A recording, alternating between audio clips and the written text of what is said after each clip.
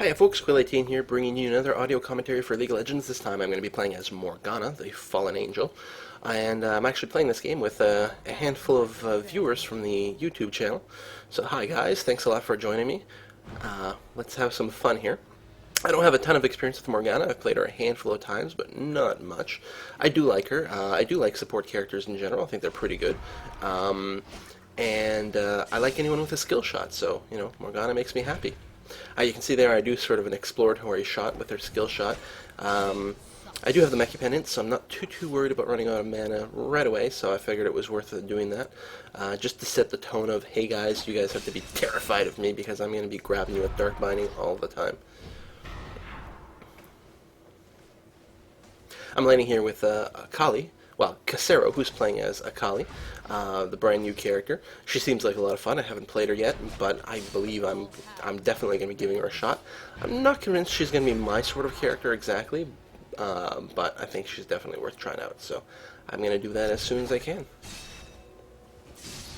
I actually like this combination for a lane because Akali is sort of an assassin type character, and Morgana can really set things up with her Dark Binding. That's her grab there. And in fact, I think I did just grab someone. Yeah, grab someone and drop the black spot on her, on him, on Tryndamere. So that's Tormented Soil. Let's talk about her abilities briefly. Morgana has a passive called Soul Siphon where she's healed for 5. Ooh, there's a nice grab. Drain him a little, drop some damage. There's an exhaust. He's able to. No, we get him. Excellent. Wow, and I get the kill, which is actually too bad. I would have much preferred it if the sort of DPS carry type character had gotten it, but I am not going to complain in any way whatsoever. Tryndamere is a tough guy to kill once he gets to level 6 and he gets his ultimate, so I'm happy that we were able to get it now. One thing to note with this is, of course, with Akali in the game, it means it's the most recent patch has taken effect, which means that we've got a Master Yi in here who's been substantially buffed from how he used to be. So he's going to be a much bigger threat. Oh, looks like our Poppy killed their Poppy up top as well, so that's a good sign.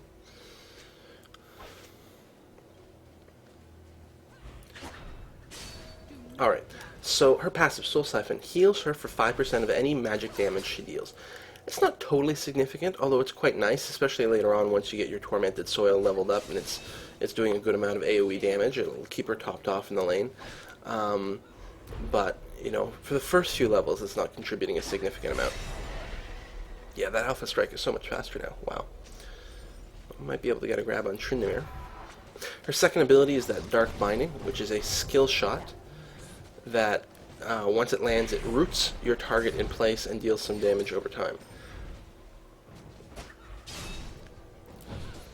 There we go, got him. And you can combo that into her Tormented Soil, which is that black tar spot that she drops on the ground, which deals damage over time. The Tormented Soil also reduces their magic resistance, and that's it. Okay, and magic resistance. The longer they're in. So it's actually a really good way to set up a kill. If you can grab someone, put them in there, they're going to take tons of damage. Master Yi dies. There we go. That's exactly what I'm talking about, that combo there. Super good. Especially if you've got someone with some DPS around to help finish it off. Without it, you know, all you're going to do is sort of maybe do a harass. At least until you get a little bit of gear, or unless you've weakened them already. But from full health, you're probably not going to be able to kill them as Morgana like this, not early on.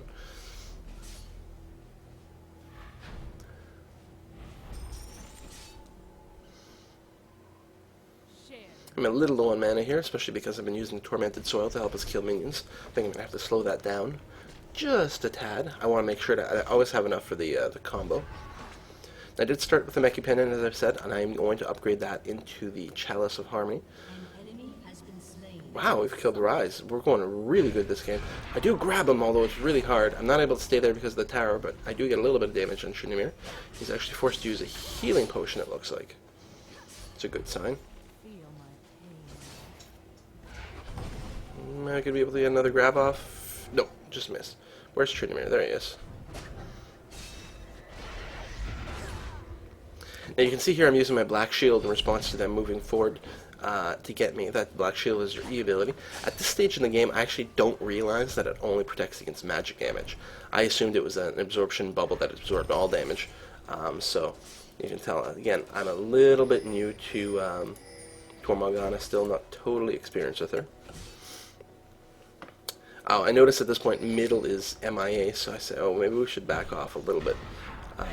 But there we go, Rise reappears, so feel safe continuing the press.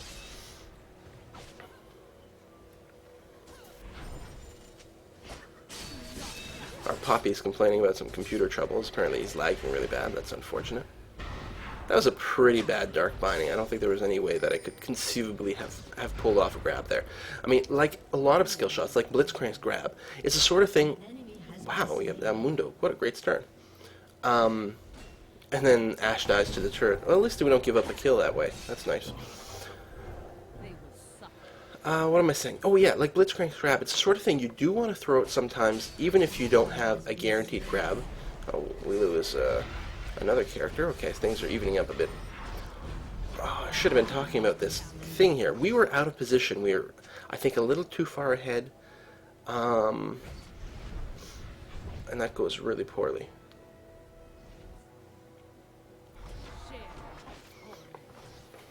Sorry, folks, I hate when that happens, when I start talking about, you know, some theory crafting, because I do like to make these kind of a tutorial, talk about some game mechanics, but every now and again, you know, usually there's so much downtime, so you start talking about something like that, and the action starts off when you least expect it. So I'm going to be forced here to defend my tower. Definitely going to play a little bit more passively. And now I have to go back because I'm low on mana, low on health. I do have a teleport, which I think is a good spell on Morgana, because she's actually really slow as far as heroes go. Now I do pick up the Sorcerer's Shoes, I think. I'm not convinced that they're necessarily the best shoes to get, given the way I play Morgana, really as a support character. Now, of course, you can go with an AP build as Morgana, and then she's very capable of getting kills, especially one-on-one. She can gank really well, and then you want to get your spell penetration, and you want to... Oh, no, I do grab Tryndamere. Again, talking theory, I'm not going to be able to get a kill on Tryndamere, though, because he's level 6, he's got his ultimate now. And if I'd realized that, I would have focused Yi instead. As a result, you sort of target the wrong person a little bit too much, and we're both low, and we're both going to be forced back, which is not a situation we're really happy about.